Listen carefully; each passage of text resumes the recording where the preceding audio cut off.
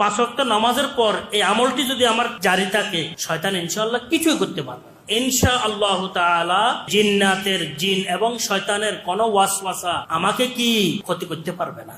একদম মজবুত থাকতে হবে, কিচ্ছু করতে পারবে না। অধিকাংশ তালেব ইলমদের চলাফেরার কারণে জিন শয়তানের বড় আসর আছে। এটা আমার জন্মসূত্রে হোক, এটা আমার জীবনের সূত্রে হোক, এটা আমার খাওয়া দাওয়ার কারণে হোক, জিন শয়তানের কোনো কি নেই, শেষ নাই। জিন শয়তানের আসরের কারণে বহু ছাত্রের মন মানসিকতা বসে না। আর জিন্নাতের শরীর খারাপ, জিন্নাতের আসরের কিন্তু শেষ নাই। যেখানে হুজুর আকরাম সাল্লাল্লাহু আলাইহি ওয়াসাল্লাম পর্যন্ত সেহের কাজ করছে, সেখানে আমরা এই কারণে আমরা এটার থেকে বাঁচার জন্য কি করতে হবে সেটা হচ্ছে ভাই সহজ। আমরা যদি সুন্নত মতো আমলগুলো করি সকালের আর বিকালের নামাজের পরে, আমাদের আর পেরেশানি থাকে না। কোন রকমের সেহের জাদু আমাকে কি করতে পারবে না, ক্ষতি করতে পারবে না। আমি ফজরের পরে একবার আয়াতুল কুরসি, 3 বার কুল হু আল্লাহ, 3 বার ফালাক, 3 বার নাস, ঠিক আছে। মাগরিবের পরও তাই। কোন এই মুরব্বীরা বলেন 4 কুল, কয় কুল, কিন্তু হাদিসের মধ্যে আছে কয় কুল, 3 কুল। তো 4 কুল পড়লে অসুবিধা নাই। কুলিয়া 3 বার, কুল হু আল্লাহ 3 বার, কুল আউযু বিরাব্বিল ফালাক 3 বার, নাস 3 বার, আয়াতুল কুরসি একবার পড়লাম, ঠিক আছে নে, বাস।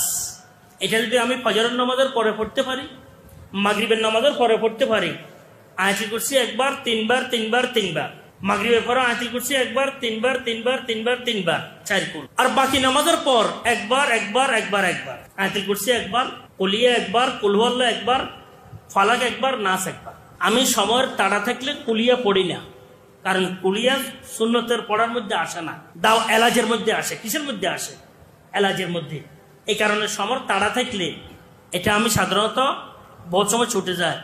কিন্তু 3 কুল এটা মসনুন, এটা কি মাসনুন, আয়াতুল কুরসি, ইখলাস, ফালাক, নাস।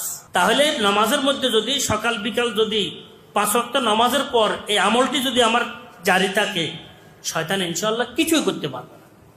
এর সাথে সাথে আরো 2টি আমল আমি আপনাদেরকে সংক্ষেপে শিখাই।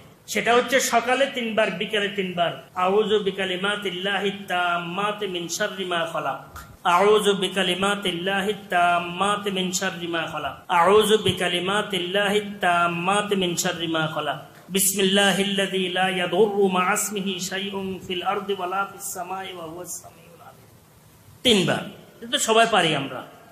হ্যাঁ জি, বিসমিল্লাহিল্লাযী লা ইয়াদুররু মা ইসমিহি শাইউন ফিল আরদি ওয়ালা ফিস সামাই ওয়া হুয়াস সামিউল আলিম।